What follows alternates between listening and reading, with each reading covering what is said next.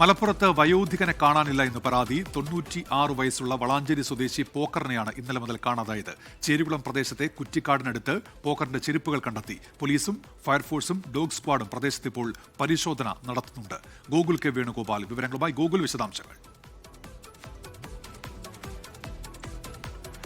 ഇന്നലെ വൈകിട്ട് 3 മണിയോടെയാണ് 96 വയസ്സുള്ള വയോധികനായിട്ടുള്ള പോക്കറിനെ കാണാതാവുന്നത്. ഇവരുടെ ഈ കുടുംബ വീട്, അതായത് പോക്കറിന്റെ മക്കളുടെയൊക്കെ വീടുകളൊക്കെ ആ പ്രദേശത്ത് തൊട്ടടുത്ത വീടുകളിലാണ്.